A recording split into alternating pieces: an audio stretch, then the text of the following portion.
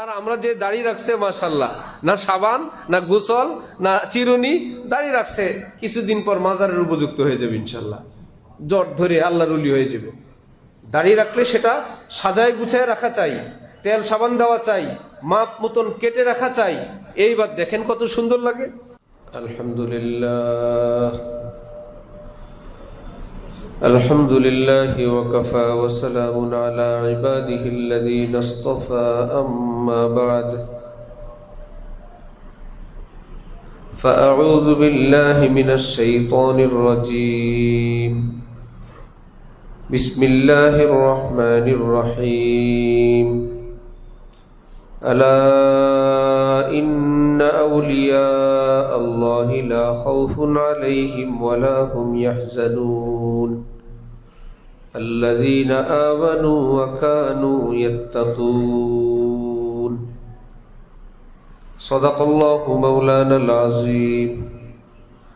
وقال رسول الله صلى الله تعالى عليه وسلم: للصائم فرحتان، فرحة عند فطره وفرحة عند لقاء ربه. وقال رسول الله صلى الله تعالى عليه وسلم: يا أبا هريرة اتق المحارم تكن أعبد الناس، أو كما قال رسول الله صلى الله تعالى عليه وسلم. মোহতারাম মুসল্লিয়ান কিরাম, আমি আল্লাহ পাক রব্বুল আলামিনের পবিত্র কালামের অংশ বিশেষ তেলাওয়াত করলাম এবং হযরত রাসূল করিম সাল্লাল্লাহু আলাইহি ওয়াসাল্লামের দুইখানা হাদিস শরীফ পাঠ করলাম। আল্লাহ পাক কোরআন শরীফ এবং হাদিস শরীফের কামিল হেদায়েত আমাদের সকলকে দান করেন। আমিন। কোরআনে পাক এবং হাদিসে পাকের নূরে আমাদের জীবনকে সুন্দর করার, আলোকিত করার তৌফিক দান করেন। পবিত্র রমজান মাসের অধিকাংশ অংশ চলে গেছে। আল্লাহ পাক আমাদের রোজা, সাহরি, তারাবি, ইফতার, ছোটা ফোটা আমলগুলোকে নিজ দয়ায় কবুল ফরমান। আগামীর কয়েকটা দিনকে আল্লাহ পাকের মর্জি মোতাবেক কাটানোর তৌফিক দান করেন।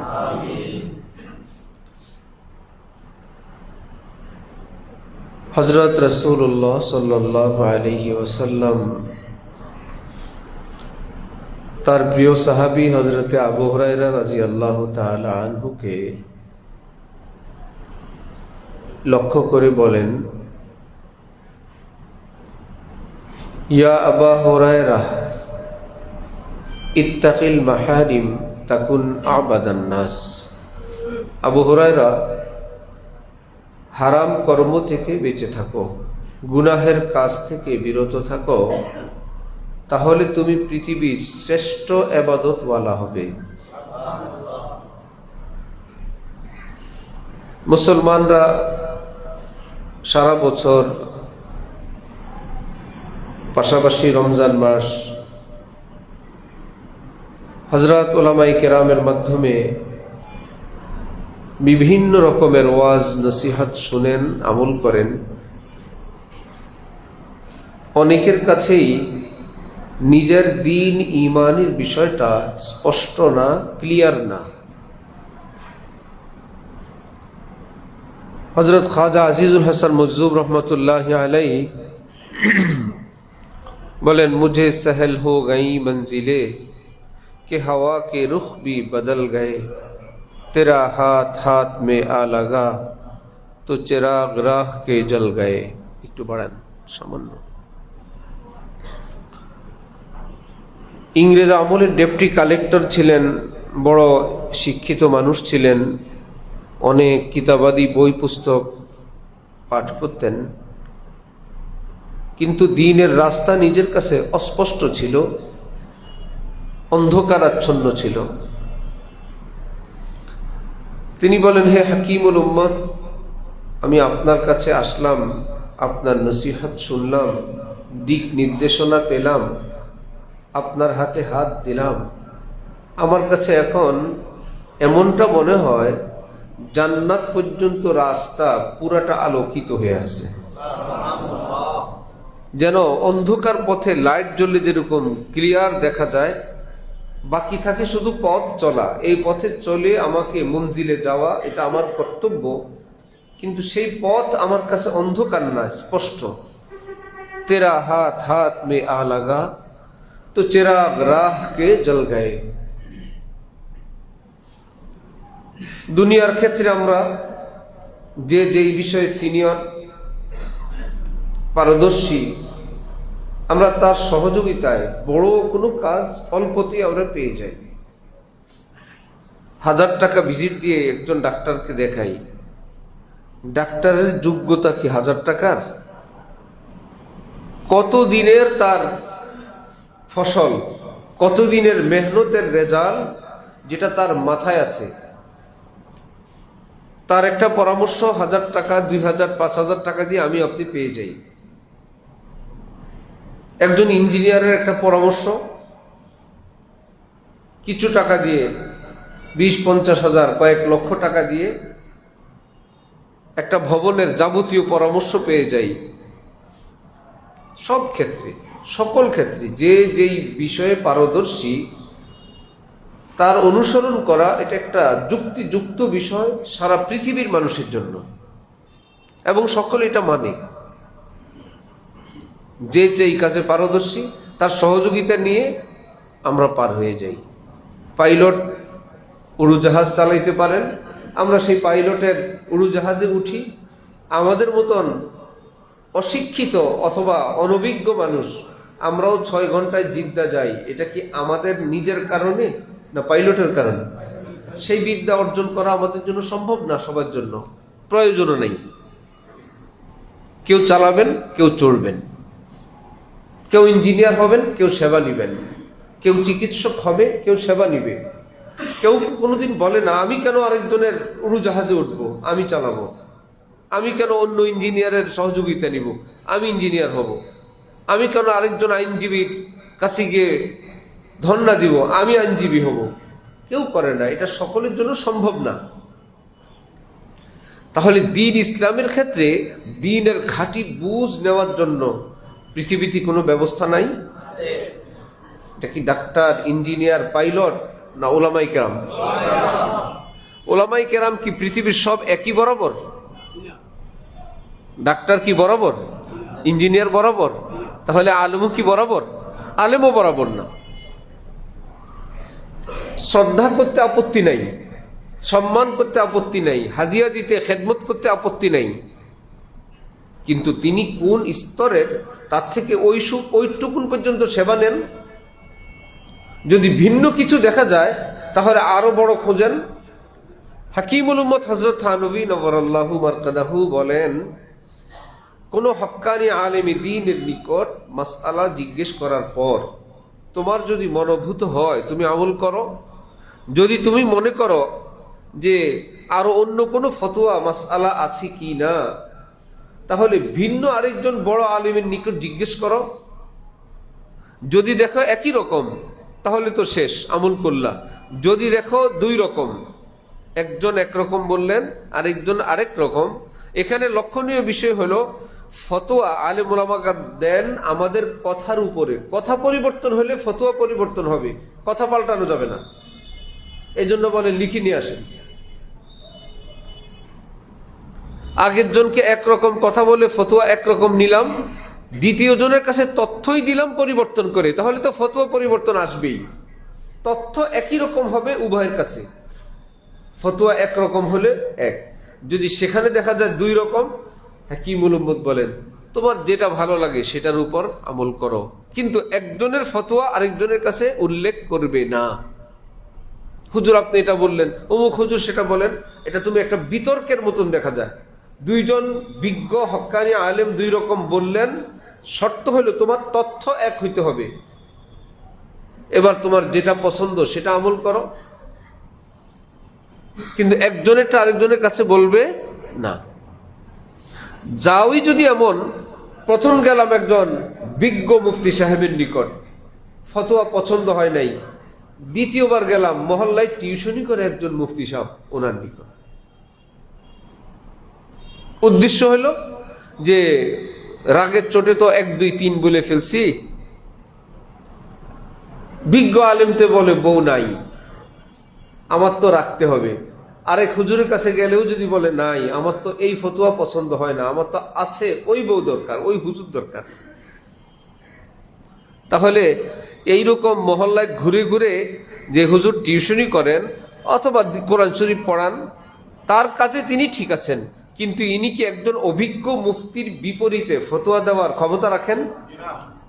হ্যাঁ, বলতে পারেন লালবাগে ফতোয়া চাইলাম, দিলেন একটা ফতোয়া, আমি যাত্রাবাড়ি গেলাম, আমি জামিয়া রাহমানিয়া গেলাম, ফরিদাবাদ গেলাম, জামিয়া হাকিমুল উম্মত গেলাম, ওকে।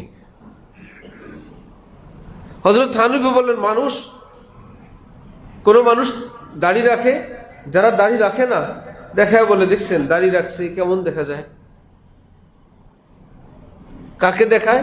অসুস্থ একজন মানুষ, হ্যাংলা দুবলা অসুস্থ গরিব মানুষ, ঠিক মতো গোসল করে না, সাবান দেয় না, মাথা চুল আশ্রয় না, শরীরে কোনো ভিটামিন ক্যালসিয়াম ক্যালোরি বলতে কিছু নাই। একে যে একটু অসুন্দর দেখা যায়, এটা কি তার দাড়ির কারণে না স্বাস্থ্যগত কারণে? তাকে দেখায়, দেখলেন দাড়ি রাখছে, কেমন লাগে? আবার দাড়িবিহীন আরেকজনকে দেখা, স্মার্ট ফর্সা স্বাস্থ্যবান একজন যুবক, দেখছেন দাড়ি নাই, কত সুন্দর লাগে। বিচারটা কি সুন্দর হলো? হযরত বলেন, একই বয়সের একই চেহারা দুইজনকে নিয়ে আসো, যে স্মার্ট ছেলেটা ফর্সা স্বাস্থ্যবান, এইরকম একজন দাড়িবিহীন, তাকে নিশ্চয়ই সুন্দর লাগে। একই চেহারার আরেকজন যদি দাড়িওয়ালা হয়, সেটা কি এইরকম সুন্দর লাগবে না অনেক বেশি সুন্দর? কিন্তু দেয় কাকে দিয়ে? ওই অসুস্থ একজন মানুষ, ভঙ্গুর স্বাস্থ্য, তার হলো দাড়িওয়ালা, আর স্মার্ট একজন যুবক নাদুস নুদুস সুস্বাস্থ্যবান, তাকে দেখে দাড়িবিহীন, দেখেন কত সুন্দর। হযরত বলেন, বিবেচনাটা যথাযথ হইল না। হ্যাঁ, যাকে দাড়ি দেখাও ওই লোকের মতন আরেকজন দাড়িবিহীন নিয়ে আসো, এই দুইজনের মধ্যে দেখবা দাড়িওয়ালাকে সুন্দর লাগে। তার মতন স্বাস্থ্যের কালার, স্বাস্থ্যের অবস্থা, বয়স, চামড়া এইরকম হোক, ওই দাড়ি রাখার কারণে দেখবা আল্লাহ, এটা তো দাড়ি রাখাতে একটু সুন্দর লাগে, না রাখলে তো আরো কম সুন্দর লাগতো। अगर दाढ़ी रख लेने से चेहरा बदनुमा लगता, दाढ़ी मेरे सरकार के चेहरे पर ना होते। এক বুজুর্গ বলেন, কারো চেহারায় দাড়ি রাখলে যদি অসুন্দর লাগতো, কমপক্ষে আল্লাহ পাক পেয়ারা রাসূল সাল্লাল্লাহু আলাইহি ওয়াসাল্লামের চেহারায় দাড়ি রাখতে দিতেন না। যে আপনাকে দাড়িবিহীন বেশি সুন্দর লাগে না, আল্লাহ দেখছেন আমার নবীকে দাড়ি সহ বেশি সুন্দর লাগে। তাহলে মুসলমানের পুরুষদের দাড়িবিহীন সুন্দর না দাড়ি সহ সুন্দর? আপনি যেই বয়সের হন, আপনার জন্য দাড়িবিহীনের চেয়ে দাড়ি রাখলে সুন্দর। আপনি এখন যত স্মার্ট, যত সুন্দর, যত আকর্ষণীয়, আপনি দাড়ি রাখলে, সুন্নত মোতাবেক দাড়ি রাখলে আপনি আরো সুন্দর হবেন। দাড়ি তো নূর। হযরত খাজা সাহেব অফিসে যেতেন, অফিসের লোকেরা ইংরেজ আমল বিভিন্ন তিরস্কার দাড়ির কারণে। হযরত থানভীর নিকটে এসে বললেন, আমাকে লোকেরা দাড়ির কারণে অনেক রকমের তিরস্কার করে। হযরত থানভী বললেন, আল্লাহর কাছে পুরস্কার পেতে চান তো তিরস্কার সহ্য করে যান। যেই পরিমাণ তিরস্কার সহ্য করবেন, এই পরিমাণ পুরস্কার আল্লাহ পাক আপনাকে দান করবেন। উনি জোশে এসে গেছেন, তাহলে তার কাজ হয়েছে। কিয়ামতে আমি আল্লাহর কাছে যাইব গীত গাইতে গাইতে, ছন্দ বলতে বলতে, তেরে দোস্ত কি ইয়া রব শবাহত লেকে আয়া হুঁ, হकीकत इसको तू कर दे, मैं सूरत लेके आया हूँ। আয় আল্লাহ, আমি শুনছি আপনার নবীজির চেহারা মোবারকে দাড়ি ছিল, আমি দেখি নাই। আয় আল্লাহ, আমি শুনে শুনে নবীজির একটা নকল বানায় নিয়ে আসছি। আয় আল্লাহ, আসলের বরকতে নকলকে আপনি মাফ করে দেন, আসলের বরকতে নকলকে আপনি কবুল করে নেন। আল্লাহু আকবার। চারো মাযহাব, হানাফি, মালিকি, শাফি, হাম্বলি, এই পুরো পৃথিবীর চারো মাযহাবের চার ইমামের নিকট দাড়ি রাখা ওয়াজিব। দাড়ি রাখা কি ওয়াজিব? আগে আমরা এই ব্যাপারে আলোচনা করছি। আমরা জানি যে দাড়ি রাখা সুন্নত, দাড়ি রাখা সুন্নত এই কারণে বলা হয়, সুন্নতের একটা অর্থ হলো তরিকা। সুন্নতের এক অর্থ কি? তো সুন্নত মানে তরিকা। কার তরিকা? সুন্নত মানে কার তরিকা? নবীর তরিকা। তো দাড়ি রাখা কি নবীর তরিকা না?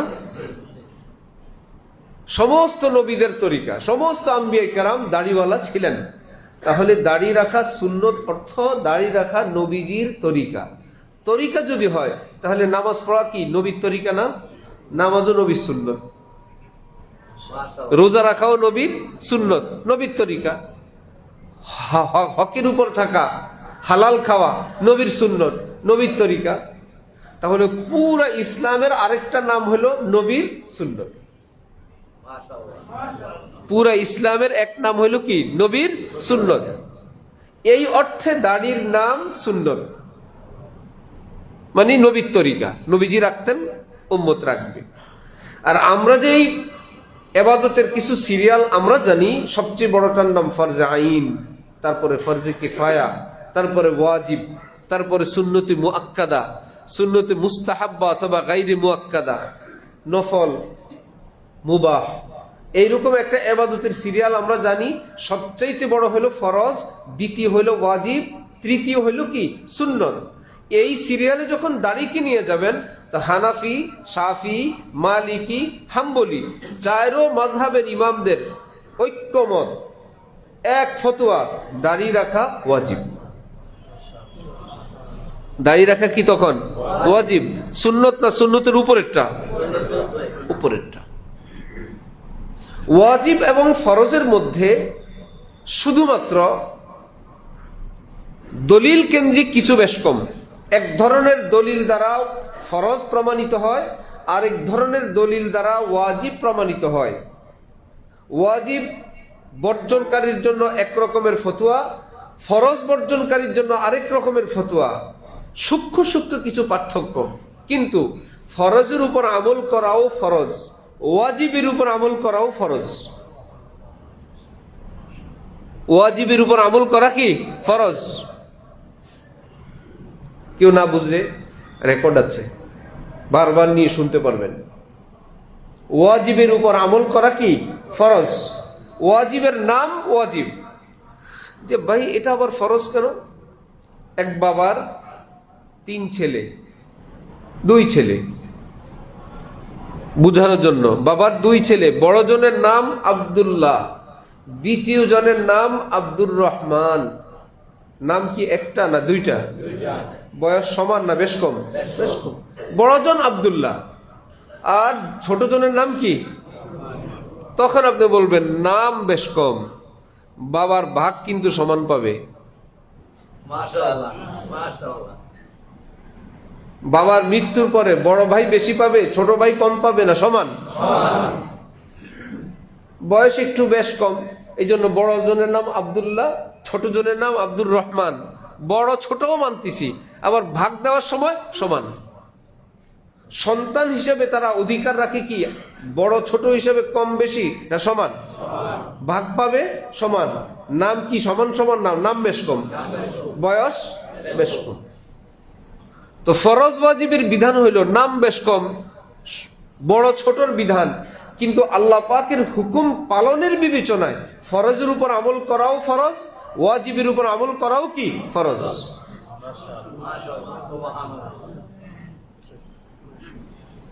তাহলে দাড়ি রাখা ইসলামের দৃষ্টিতে ওয়াজিব। দাড়ি রাখা ইসলামের দৃষ্টিতে কি ওয়াজিব।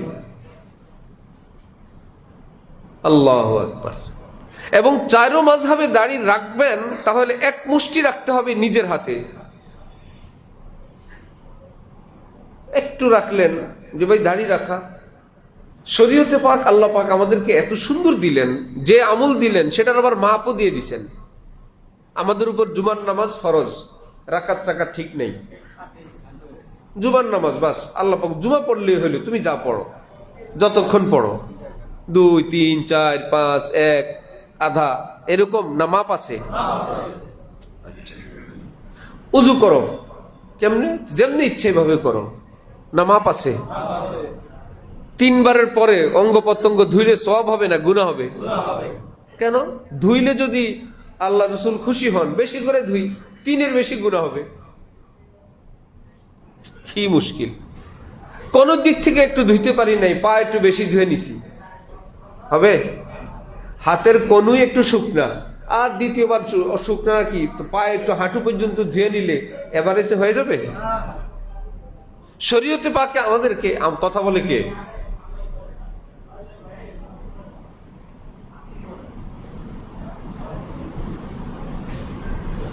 একান্ত প্রয়োজনে কোনো কথা কখনো বলতে হইতে পারে, সেটা অত্যন্ত মসজিদের আদব, মজলিসের আদব, এটা মনে রাখতে হবে। জরুরি কোনো কথা যদি হয়, ইমার্জেন্সি, সেটা অত্যন্ত সতর্কভাবে। মসজিদ আল্লাহ পাকের ঘর, অনেক বেশি আদবের জায়গা। আর যে কোনো জায়গায় বয়ান চললে সেখানে আরেকটা দায়িত্ব চলে আসে। আল্লাহ, কি কথা বলতেছিলাম বলেন? হ্যাঁ, এক মুষ্টি। তাহলে চারো মাযহাবে দাড়ি কি শুধু রাখলেই হবে না, মাপ আছে? রাখতে রাখতে রাখতে রাখতে রাখতে হাঁটু পর্যন্ত নিয়ে গেছে। কি বাবা হুজুর, আলহামদুলিল্লাহ, দাড়িতে জীবনে খুর লাগাই নেই। এত বড় দাড়ি রাখতে বলছে কি আপনারে? তো বোঝা গেল বেশি লম্বা করারও পারমিশন নাই, ছোট করারও পারমিশন নাই। তাহলে আমি থামবো কই? যে হুজুর দাড়ি রাখছি তাও হয় না, আবার রাখতে রাখতে হাত দেই না, তাও ভুল হয়ে গেছে। হযরত থানবী সকালবেলা পায়চারি করতেন, হাঁটতেন। ওনার খাদেম ছিল ভাই নিয়াজ, বেতনভুক্ত। একদিন হঠাৎ বললেন, হযরত একটা গাছের একটা ঢাল মাথায় লাগবে। হযরত তাকায় দেখেন এত কাছে, দিলেন ধমক, বেওকুফ, এত পরে কেন বললা? আগে থেকে বলতে পারলা না? একদম মাথার কাছে আসছে, এখন বলো ঢাল। সরি হুজুর, ভুল হয়ে গেছে। আবার বেশ কিছুদিন পরে এইরকম এক ঘটনা, হযরত একটা ঢাল ঝুলতেছে, সাবধান আপনার মাথায় লাগবে। কোথায়? ওই যে দেখা যায়। বেওকুফ, এত দূরে বলছো কেন? হ্যাঁ, কর্মচারী তো বলে আল্লাহ, কি হুজুরের পালায় পড়লাম। কাছে বললেও দোষ, দূরে বললেও দোষ। গেছেন, গিয়ে দরবারে হযরত থানবীর খাদেম খলিফা খাজা আজিজুল হাসান মজজুবকে বলতেছে, ভাই তোমার পীরের পালায় পড়ে আমি বহু কষ্টে আছি। একদিন কাছে গেছি, বলছি ভুল, আজকে একটু দূরের থেকে বললাম, তাও নাকি ভুল। খাজা সাহেব জোরে চিৎকার করলে, ওয়ারে মেরে শায়েখ, ওয়ারে মেরে শায়েখ, তো দুটোটাই ভুল, আমার শায়েখেরটাই ঠিক। দুটোটাই ভুল। এত কাছে কেন বলছো? ওইটাও ভুল, এত জোরে। কেউ আছে কথা আস্তে বলে, কথা আস্তে বলা এটার একটা মাত্রা আছে। যাকে বলবেন তিনি যদি না বুঝেন, এই আস্তে বলা কি আদব না বেয়াদবি? উনি বললেন, তো কি বলো? জি, তো কি হয়েছে? আরে এই যে মুরব্বী, একজন মানুষকে কষ্ট দিচ্ছ আদবের নামে, আদব না বেয়াদবি? অথচ সে আদবের চোটে আসতে বলে, এত আসতে বলে। যাকে বলছে ওই হুজুর, মুরব্বী, হযরত, বাবা, কিছুই বুঝেন না। তাহলে সেই ব্যক্তি যে না বুঝার কষ্ট হচ্ছে, একজন মুরব্বীকে আমি কষ্ট দিচ্ছি, এটার নাম রাখছে সে আদব। আদব না বেয়াদবি? এত জোরে বলে, আপনি একদম বিগড়ে গেলেন। আরে বাবা, কি মাইক চালায় দিছো কেন? ভারতে আমিন আস্তে বলবে না জোরে বলবে, এই নিয়ে আলেম ওলামাদের মধ্যে এক বহস। ইংরেজ বিচারপতির কাছে বিচার, যেহেতু তার কাছে বিচার, সে এটা নিয়ে পড়াশোনা করছে, রায় দিতে হবে। এখন সূরা ফাতিহার পর আমিন আমরা আস্তে বলি, অন্য ভাইয়েরা কিসে বলেন? জোরে।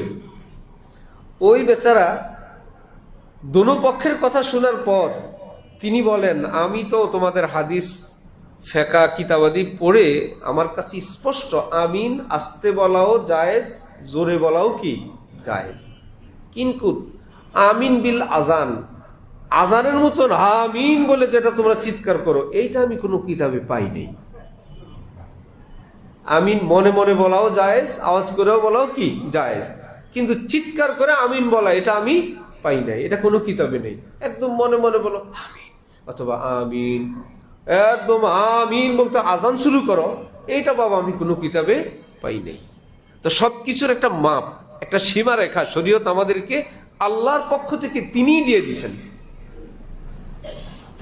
নামাজ, এটা রোজা, আমরা যে কোনো 14 ঘন্টা না খেয়ে থাকলে রোজা হবে? না সীমা আছে? সেহরির সময় 1 ঘন্টা ভুলে খেয়ে ফেলছি, তাহলে সামনে 1 ঘন্টা ইফতার পরে করলে হবে? হবে না, নির্দিষ্ট একটা সময় আছে।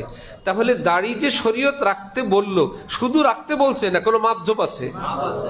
একদম পিচ্ছি, এটার নাম দাড়ি, অবশ্যই দাড়ি। একদম হাঁটুর নিচ পর্যন্ত লম্বা, সেটার নামও দাড়ি। তাহলে আপনি বলবেন যে হুজুর এটাও ভুল সেটাও ভুল। হ্যাঁ, দোনোটাই ভুল। একদম খোঁচা খোঁচা নামমাত্র এটাও ভুল, আর হাঁটু পর্যন্ত সেটাও কি ভুল। পৃথিবী বিখ্যাত সাহাবী আব্দুল্লাহ ইবনে ওমর রাদিয়াল্লাহু তাআলা আনহুমা, বাবাও সাহাবী, ছেলেও সাহাবী, এই জন্য রাদিয়াল্লাহু আনহুমা। 2 জন সাহাবী হইলে নাম দিতে হয় কি? রাদিয়াল্লাহু আনহুমা।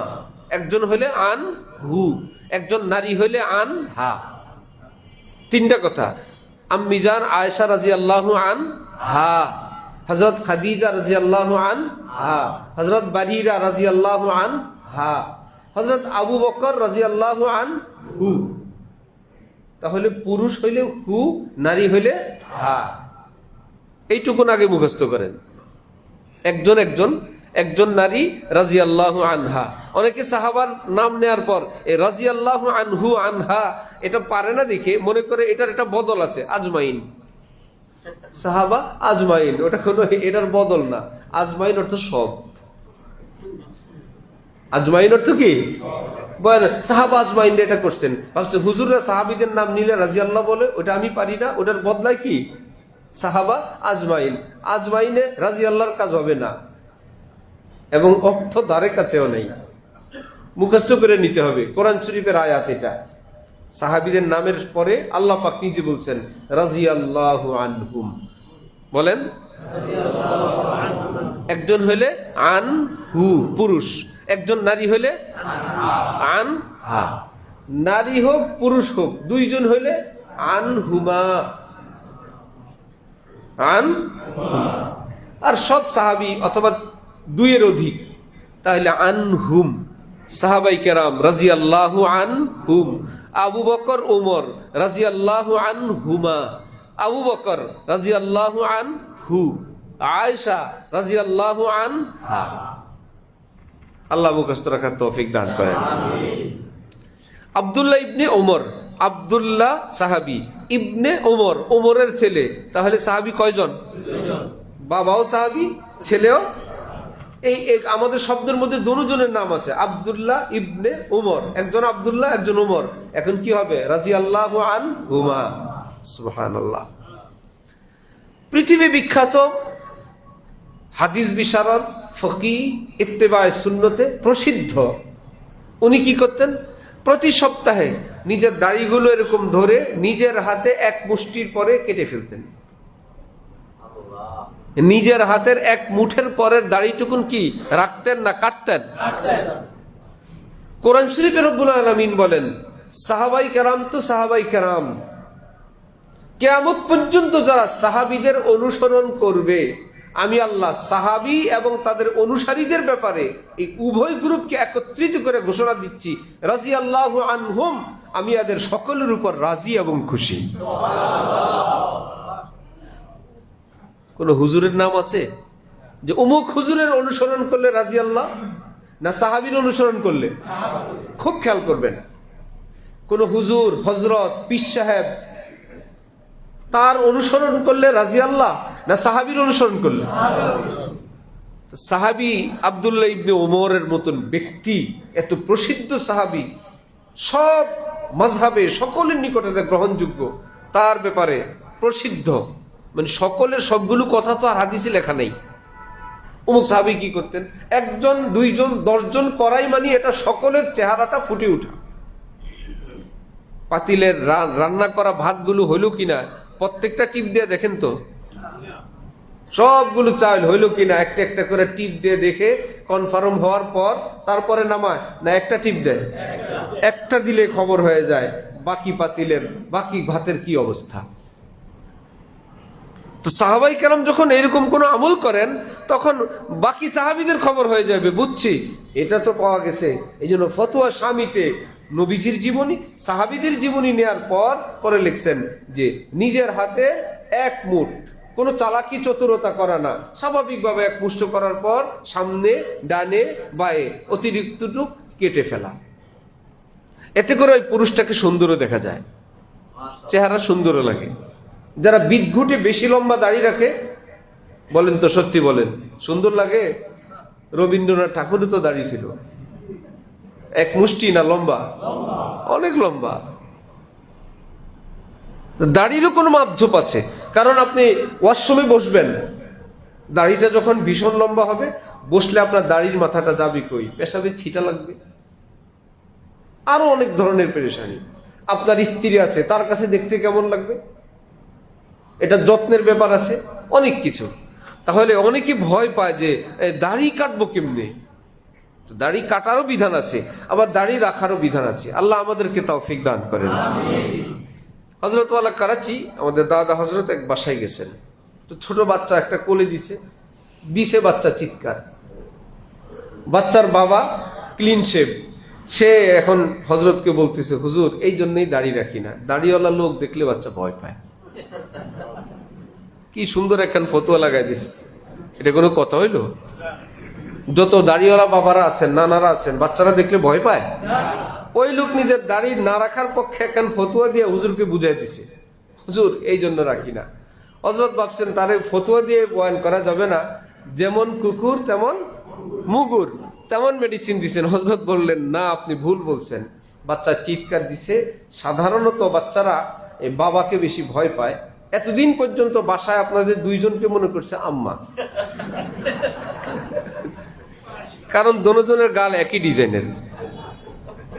ভাবছে আমার দোনোজনই আম্মা লাগে। আজকে হঠাৎ আমার দেখে ভাবছে আব্বার সাক্ষাৎ আজকে পাইলাম, এই জন্য চিৎকার দিছে। আপনি ভুল তথ্য দিচ্ছেন। ওই লোক এখন মাথা নিচু করে বললো, আল্লাহ রে, আমাকে তো আম্মার গ্রুপে ফেলাই দিছে। তো হযরত বলেন, আমি সারা পৃথিবীতে গেছি, যেখানেই যাই, আমি সেই দেশের চিড়িয়াখানায় যাই, গিয়েই দেখি সিংহ এবং সিংহী, পুরুষ সিংহ নারী সিংহ। হযরত বলেন, পুরুষ সিংহ যেগুলো, প্রত্যেকটা চেহারার গালের মধ্যে আমি গিয়ে দেখছি দাড়ি, আর যেগুলো সিংহী নারী, এগুলোর গাল খালি। এখন হযরত বলেন, হে পুরুষরা, তোমরা কি সিংহ হইতে চাও না সিংহী হইতে চাও? নারী সিংহ হবে না পুরুষ সিংহ? সবাই বলে, না আমরা পুরুষ সিংহ হইতে চাই। দাড়ি রাখো তাহলে। আল্লাহ আমাদেরকে, মুসলমানদেরকে তৌফিক দান করেন। দাড়ি রাখলে ফায়দা। যে মা বোনরা বলেন, আমার স্বামী দাড়ি রাখলে আমি এরকম কেমন হয়ে যাব, কেমন হয়ে যাবেন, আপনারও অনেক লাভ আছে। কষ্ট মষ্ট যদি দিনই লেবাস পরায় দিতে পারেন, আরো লাভ আছে। কারণ দিনই লেবাসওয়ালা লোক, সুন্নতি দাড়িওয়ালা টুপিওয়ালা লোক সিনেমায় গেলে টিকিট বেচে না। সিনেমায় গেলে টিকিট বিক্রি করে না। টিকিট চাইলেও বলে, হুজুর হুজুর হুজুর এই কাজ ছেড়ে দিব হুজুর। আর ভাই তুই টিকিট দে না। হুজুর হুজুর হুজুর আমি আর এই কাজ করবো না, শরম দিয়ে না হুজুর। কি ব্যাপার? বুঝছে আমার হেদায়েত করতে আসছে। আমার নানা, আপন নানা, পৃথিবী বিখ্যাত হাফেজ ছিলেন। আমার আব্বার ওস্তাদ, চাচার ওস্তাদ হাফেজ আব্দুল হক সাহেব, যারা চিনেন, বাংলাদেশের হুফাজুল কোরআনের চেয়ারম্যান, ওনার ওস্তাদ। তো ছোটবেলায় আমি আমার নানার কাছে পড়ছি মক্তবে। নানা ছিলেন হিফজখানার ওস্তাদ, প্রসিদ্ধ হাফেজ। কোন ছাত্র যদি, ওই সময় ছাত্রদের একটা ভুল ছিল, বিড়ি খেত। ছোট বাচ্চাদের এক এক সময় ক্যারাম বোর্ড, এক সময় মোবাইল, ভিডিও গেমস, এক এক সময় এক একটা নেশা নামে। ওই সময় ছিল চুরি করে বিড়ি খায়। তো দেখলাম এক বেচারার নাম ছিল ডাইকা, 2 টাকা দিছে। না না, আমার সামনে দিতেছে যে 1 প্যাকেট বিড়ি 1.5 টাকা, আর একটা মেস 8 আনা। তুই যেহেতু খাস, কষ্ট করে আমার থেকে নে। হুজুর হুজুর আমি আর জীবনে খাবো না হুজুর। নে, তুই যখন খাস টাকা নে। না না না হুজুর, আর জীবনে খাবো না। তো দাড়িওয়ালা টুপিওয়ালা লোক, সুন্নতি লেবাসওয়ালা লোক সিনেমার টিকিট কিনতে গেলে দিবে? কোন নষ্ট জায়গায় যাইতে চাইলেও দিবে না। কোন হারাম গলিতে দেখলে, না না হুজুর এখানে না, সবাই ইজ্জত করবে। তাহলে এই কোন মেয়ের সঙ্গে হাত ধরে হাঁটলে মানায়? কোন পার্কে যদি একদিকে পাগড়ি, আরেকদিকে অশ্লীল কোন নারীর হাত ধরে হাঁটাহাঁটি করে, মানাবে? মানাবে না। তো হ্যাঁ, ওখানের জন্য আবার মানানোর আলাদা ড্রেস আছে না? হ্যাঁ, শার্ট প্যান্ট পরে যান, বলবো হ্যাঁ এটা আকামের ড্রেস, এটা ঠিক আছে, এতে কোনো আপত্তি নেই। এটা উপযুক্ত, আপনি ভালো কাজও করতে পারবেন, মন্দ কাজও করতে পারবেন। কিন্তু সুন্নতি লেবাসওয়ালা মন্দ কাজ করতে গেলেও আশপাশ থেকে বলে না রে এটা কোনো খেলা চলছে, অথবা তামাশা, অথবা আমাদেরকে ধোঁকা দিতে আসছে। আমি বলছি আপনাদেরকে বারবার, কাকরাইল এক জায়গায় আমি দাঁড়ানো কোনো কাজে, কিছু ফাইল প্রেসক্রিপশন এটা নিয়ে আমাদের মাওলানা আশিক সাহেব যাবেন। আমার লাগছে ক্ষুধা কাকরাইল মোড়ে, তা আমি ভাবতেছি কিছু খাই। দেখলাম দোতলার থেকে সবাই নামে, টিস্যু পেপার দিয়ে মুখ মুছে, নিশ্চয়ই কিছু একটা দোকান আছে, লেখাও আছে রেস্টুরেন্ট। আমি দোতলার সিঁড়ির দিকে গেলেই উপরের থেকে এক দারোয়ান, নিচে এক দারোয়ান, দোনোজনাই আমার বলে হুজুর কই যান? বললাম উপরে রেস্টুরেন্টে। না হুজুর না, ড্রিঙ্কস। এটা মদের দোকান। এই দারোয়ানদেরকে রাখছি কি কাস্টমার ভাগাইতে? যে কোনো কাস্টমার আসতে চাইলে তোমরা দুইজন ধরে ঢুকতে যাতে না পারে এই ডিউটি করার জন্য রাখছে। এই দুইজন আমার এসে ঠেকাইলো কেন? না বুঝে রওনা হয়েছে। লেবাসে বলে এই লোক বোতল খাওয়ার লোক না, না বুঝে রওনা হয়েছে। তাহলে এই লেবাস আমাকে রক্ষা করলো কিনা? তাহলে আমার মা, আমার বোন, আপনার স্বামী যদি দাড়িওয়ালা হয়, সুন্নতি লেবাসওয়ালা হয়, তাহলে আপনি কি ঠকবেন না জিতবে? জিতবেন। বুঝে শুনে দাড়ি রাখা দেন, আর বলেন সুন্নতি দাড়ি রাখবা।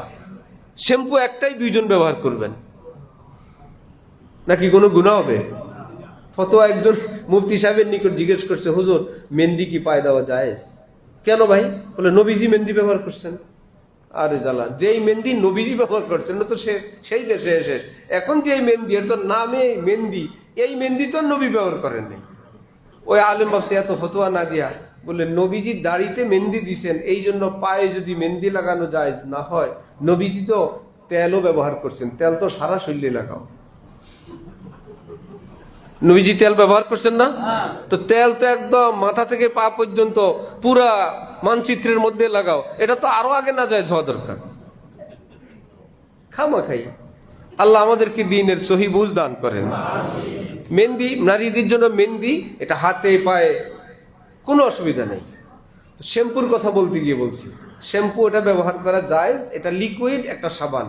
এটা একই শ্যাম্পু যদি ওই নারী চুলে ব্যবহার করে, একই শ্যাম্পু আপনি দাড়িতেও ব্যবহার করতে পারবেন, চুলে ব্যবহার করতে পারবেন। নবীজির হাদিস, মান কানা লাহু শারুন ফালইউসলিহু, যার চুল থাকে বাবরি কিংবা দাড়ি থাকে, সে যেন তার চুল দাড়িকে যত্ন করে রাখে।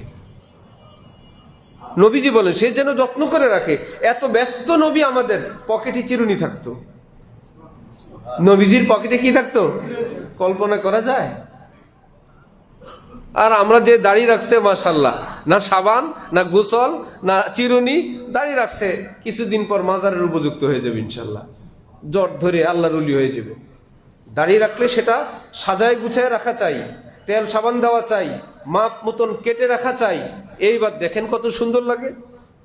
যে টুপি পরবেন তার টুপি সুন্দর হওয়া চাই, টুপিটাকে পকেটের ভিতর রাখে, এটা জুমার দিনের কিংবা নামাজের একটা জিনিস। ভাই মাথার তাজ, আমার আপনার মাথার তাজ, তাজ অর্থ টুপি। তাজটা কি ময়লা আবর্জনা হবে না, সুন্দর হবে। দামি টুপি কিনেন, শাহী টুপি কিনেন, টুপির কোনো ডিজাইন না যে খতিব সাহেবেরটা পরা লাগবে। যেই রকম টুপি পুরো পৃথিবীর সমাজ ব্যবহার করে, সব সুন্নত। যেটার নাম টুপি এটাই কি সুন্নত। ক্যাপ হইলে হবে না।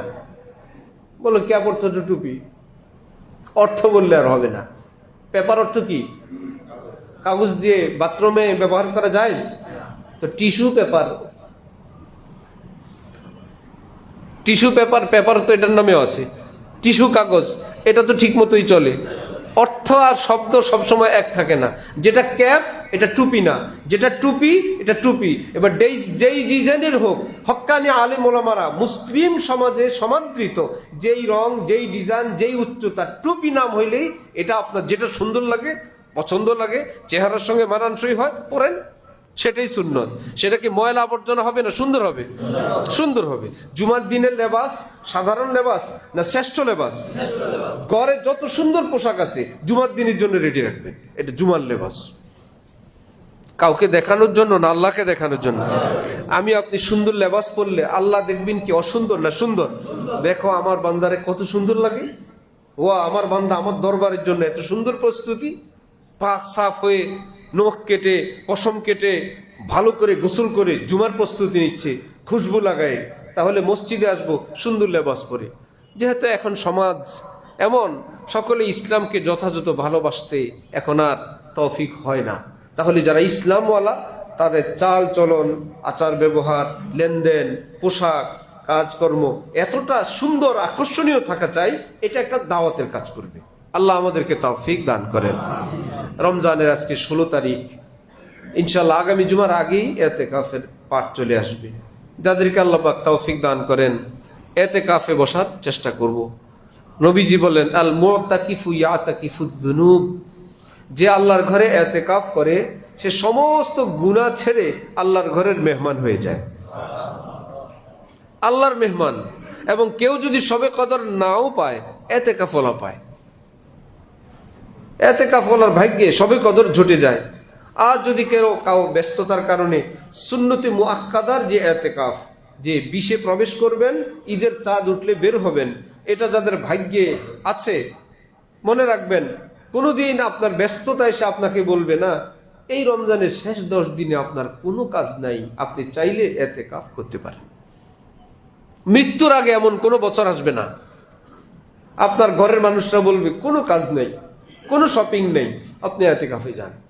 কর্মচারীরা বলবে, লেনদেন বলবে, ব্যাংক বলবে, ব্যবসা বাণিজ্য বলবে, একদম স্যার আপনি দিনদার, আমরা আগেই জানি, আমরা সব ক্লোজ করে ফেলছি, আপনি ইতিকাফে যান। হবে না।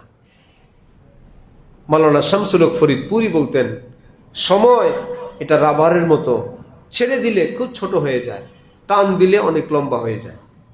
কাজে লাগাবা তো অনেক কাজ করতে পারবা, ছেড়ে দিবা দেখবা একদম ছোট হয়ে গেছে। পুরা পুকুর কচুরি পানা ভরা, সেই পুকুরেও মানুষ গোসল করে কিভাবে? ডান হাতে বাম হাতে দুই দিকে ফাঁকা করে একটা ডুব দেয়, ডুব দিয়ে উঠে চলে আসে, আবার ভরে গেছে কচুরি পানা দিয়ে। ব্যস্ততা আমার আপনার জীবনটা হলো এইরকম, সবটাকে ভরে রাখবে, কোনোদিন টাইম পাবেন না 2 রাকাত পড়া। আমরা যারা জুমায় আসছি একদম অবসর থেকে আসছি না কাজের থেকে আসছি? কাজের থেকে আসছি। কমপক্ষে যে ঘুমাইতো অন্যদিন 12টা 1টা পর্যন্ত, আজকে ঘুমটাকে কমায় আসছে। অন্যদিন উঠতেই পারে না, আজকে পারছে। এই জন্য সুস্তি কা এলাজ হয়, বাস চুস্তি, গাফিলতি, অলসতা, এটার একটাই মেডিসিন, তৎপর হওয়া। আমি এটা করব, আমি এক কাজ করব। তো যে ইতিকাফ করার মতন এত বড় সৌভাগ্য, এটা এমনিই নসিব হবে না, হিম্মত করতে হবে। না তাহলে এই বছর সেই বছর করে তো ইতিকাফের ওয়াজ শুনেই বেড়াইলাম এত বছর, আমি ইতিকাফে বসে যাব। আল্লাহ ভরসা, কত সহজ। আল্লাহ পাক তৌফিক দান করেন। যদি কেউ চান যে আমি আর একটু ছোট কোনো ব্যবস্থা আছে কিনা, নফল ইতিকাফ, সেটা হলো আমরা যে মসজিদে প্রবেশ করি কিছু সময়ের জন্য, নাওয়াইতু সুন্নাতাল ইতিকাফ মা দুমতু ফি হাদাল মসজিদ, আল্লাহ যতক্ষণ আপনার ঘরে থাকবো অতক্ষণের ইতিকাফের নিয়ত করলাম। এটা একটা ইতিকাফ। যতবার প্রবেশ করি ততবারের সুন্নতের মধ্যে একটা সুন্নত ইতিকাফের নিয়ত করা। ঠিক নফল ইতিকাফ শবে কদরের তালাশে আমি মসজিদে থাকবো, দিনের বেলা কোনো কাজকর্ম যাই থাকে দ্রুত সেরে সেটাকে শর্টকাট করে আল্লাহর ঘরে চলে আসবো। এবার বাসা কেন্দ্রিক না, মসজিদ কেন্দ্রিক হবে আমার শেষ 10 দিন। কমপক্ষে রাতগুলো তো অবশ্যই, এবার রাত সন্ধ্যার আগে পরে যদি কোনো টাইম বাইরে যাওয়া লাগে যেতে পারবেন, আবার মসজিদে প্রবেশ করবেন। আয় আল্লাহ, আমি আপনার ঘরে এই নফল ইতিকাফের নিয়ত করলাম। তো প্রতি রাত আপনি মসজিদে, আপনার দোয়া মসজিদে, তেলাওয়াত মসজিদে, আপনি আল্লাহর ঘরের মেহমান হওয়ার আরেকটা সুযোগ পাবেন। আল্লাহ তৌফিক দান করেন। আরেকটা বিষয়, রমজান মাস অনেক বেশি নেকির মাস, সওয়াবের মাস। মুসলমানরা অনেকেই যাকাত প্রদান করে রমজান কেন্দ্রিক। প্রথম কথা জানবো আমরা, যাকাতের যে বছর, এটা ইংরেজি মাস হিসেবে না, আরবি মাস হিসেবে। এক বছর ইংরেজি হিসাবে না আরবি হিসেবে? বলবেন দুটোটাই তো 12 মাসে 1 বছর, 10 দিন বেশ কম। 12 মাসে 1 বছর, ঘুরায় ফিরে আরবি মাসে 31 তারিখ নাই, হয়তো 29 অথবা 30। ইংরেজিতে কি আছে? 31ও আছে। গড়ে সব মিলায়ে আরবিতে আর ইংরেজিতে আরবি বছরে 10 দিন কম। তাহলে 10 দিন যদি 1 বছরে কম হয়, 3 বছরে 1 মাস, 36 বছরে 1 বছর। 36 বছরে কয় বছর? ইংরেজি বছর হিসেবে যদি জানুয়ারি টু জানুয়ারি আপনি জাকাতের হিসাব করেন, 36 বছর জাকাত ক্লিয়ার, কবরে গেলে বলবে 1 বছর বাকি। কিসের বাকি? আমি তো সব বছর দিয়ে আসছি। বলবো আপনি ইংরেজি হিসাব করছেন, প্রতি বছর 10 দিনের হিসাবে আপনার 1 বছর বাকি পড়ে গেছে। তাহলে জাকাতের হিসাব হবে কি ইংরেজি মাসে না আরবি মাসে? হ্যাঁ, সেটা রমজান হওয়া জরুরি না, আপনি যে কোনো আরবি মাস ঠিক করে নেবেন। কোনো অস্পষ্ট জাকাত হয় না। একটু আগে আমরা দাড়ি নিয়ে আলোচনা করছিলাম, দাড়ি রাখবো এর কি মাপঝোপ আছে কিনা শরীয়তে? তাহলে জাকাত দিব এর কি মাপঝোপ নাই? না, আন্দাজ করে দিয়ে দেয়, স্বর্ণ মাপেও না, 21 ক্যারেটও না, 18 ক্যারেটও না, সনাতনীয় না, টাকাও বলে না, আনুমানিক জাকাত দেয়। আল্লাহ পাক বলছেন জাকাত দিতে, জাকাত দেই না। জাকাত দিতে হবে আলেম ওলামাদের সঙ্গে পরামর্শ করে, যে আমি নেশাবওয়ালা, আমার এই ঋণ, আমার এই সম্পদ, এত টাকা বাকি, আমার স্ত্রীর এই সম্পদ, এতটুকুন স্বর্ণ, এতটুকুন রূপা, আমার কোন কোন জাকাত দিতে হবে। এক কথায় এক ফতোয়া এটা দেওয়া যাবে না এখানে। এই জন্যই শুরুতে বলছিলাম যে যেই বিষয়ে পারদর্শী তার সহযোগিতা নেন। এটা আপনি আমি পরামর্শের বিষয় না, হক্কানি আলেম ওলামারা আপনাকে বলবেন আপনার এই অবস্থা। সকলের জন্য একটা কথা বলে রাখি,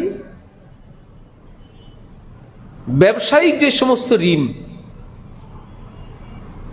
1 কোটি টাকার মালিক তিনি 2 কোটি টাকা লোন নিছেন না, এখন তো উনি ঋণগ্রস্ত লোক। ঋণগ্রস্ত লোক না, এই ঋণ না। তাহলে পৃথিবীর আর কোনো ধনী টনী লোক থাকবে না। ব্যবসায়ী ঋণ না, অর্থাৎ ওই লোন বাদ দিয়ে আপনার আগে কি ছিল ওটার হিসাব। আপনি নিজের ইন্ডাস্ট্রির জন্য ওই লোন আর ইন্ডাস্ট্রি দুটোটাকে মাইনাস করে আগে কি ছিল, বাড়ি আছে, গাড়ি আছে, সম্পদ আছে, সব ওইটা হিসাব করে জাকাত দিতে হবে। খুব চালাক, হুজুর ঋণ থাকলে তো জাকাত না, না হুজুর আমার ঋণ আছে তো জাকাত খান। ঋণগ্রস্ত লোক তো জাকাত খাইতে পারে, জাকাত খাবেন? হযরত থানবী বলেন সরকার কত ট্যাক্স নেয়, কর নেয়, সরকার একটা সরকার নিয়ে যায়, আর কোনো দায় দায়িত্ব সরকারের থাকে না। ভাই তুমি কামাও, আমাকে এত টাকা দিবা, দ্বিতীয়বার আর ফেরতও দেয় না। অথচ রব্বুল আলামিন বলেন তুমি যদি শতকরা 2.5 টাকা জাকাত দাও, 1 নম্বরে আমি এটা নিব না, আমি তোমার জন্য রাখবো। তাহলে জাকাতের টাকাটা আল্লাহ নিয়ে যান না আমাদের জন্য রাখেন? নিয়ে যান না, শুধু আল্লাহ আমাদের জন্য আইন করে বললেন দিতে হবে, এটা আমি তোমার জন্য রাখবো। নাম্বার 2 বলেন এই 97.5 টাকাকে আমি আল্লাহ পবিত্র বানায় দিব। আবার বলে 97.5 টাকা সিকিউরিটি আমি আমার দায়িত্বে নিব। জাকাত দিলে মাল পবিত্র হয়, জাকাত দিলে আল্লাহ পাকের কাছে জমা থাকে, জাকাত দিলে বাকি অংশগুলো পবিত্র হয়, বাকি অংশগুলো আল্লাহ পাকের নিকট নিরাপদ হয়। তাহলে আমরা জাকাত দেওয়া থেকে পিছনে যাওয়ার চেষ্টা করব না আগানোর চেষ্টা করব? সব মানুষ আমাদের কাছে দোয়া করে, হুজুর দোয়া করবেন আল্লাহ ধনী বানান। যদি বলেন আমি তো এই দোয়া করি না, আপনি রব্বানা আতিনা ফিদ দুনিয়া হাসানা বলেন কিনা? বলেন কিনা? ওটার ভিতরে ধনী হওয়ার দোয়া আছে। রব্বানা আতিনা ফিদ দুনিয়া হাসানা, আল্লাহ আমারে ধনী বানান। সারা বছর বলে আল্লাহ আমারে ধনী বানান, জাকাত দেওয়ার সময় হইলে বলে আমি গরিব মানুষ। ওই সময় ধনীর কাতারে থাকতে চায় না, গরিবের কাতারে যেতে চায়। তাহলে আমরা সিস্টেম করে, কৌশল করে, ফন্দি করে কি নিজে গরিব হওয়ার চেষ্টা করব না ধনী হওয়ার চেষ্টা করব? ধনী হলে সওয়াব, একুচিলে কিছু টাকা যাবে। 7.5 ভরি স্বর্ণ, 52 তোলা রূপা। এবার রূপার ভরি খেয়াল করেন, দুটোটাই নেশাব। 7.5 ভরি স্বর্ণ এটা যদি কারো থাকে তাহলে জাকাত আসবে। যদি রূপা 52 তোলা থাকে জাকাত আসবে। কিন্তু যদি এরকম হয় স্বর্ণ এবং রূপা দুইটা আছে, তাহলে এর নেশাব চলে যাবে টাকার উপরে। দুইটা বিক্রি করার পর তাহলে 52 তোলা 52 তোলা রূপার দাম হয় কি না? স্বর্ণ 1 ভরি থাকলে তো হয়ে যাবে যে দাম। এখন স্বর্ণ এবং রূপা যদি মিক্স থাকে তখন আর স্বর্ণ রূপার ওজনে থাকবে না, কিসে যাবে? দামে। দাম হয়ে ওজন হবে কিসের? যে 52 তোলা রূপার দাম হয় কিনা। আমার সব ঋণ মুক্ত, আমার এইটুকুন ক্যাশ আছে এবং এর উপর 1 বছর অতিক্রম করছে, তাহলে তার উপর জাকাত ফরজ, জাকাত আদায় করতে হবে। এগুলো কার কি আছে, যার জানা আছে ভালো, জানেন না আশপাশে মাদ্রাসায় হক্কানি আলেম ওলামা মুফতি সাহেবদের কাছে গিয়ে পরামর্শ করে জাকাত প্রদান করবেন। আল্লাহ আমাদের সকলকে তৌফিক দান করেন। ওয়া আখিরু দাওয়ানা আলহামদুলিল্লাহি রাব্বিল আলামিন।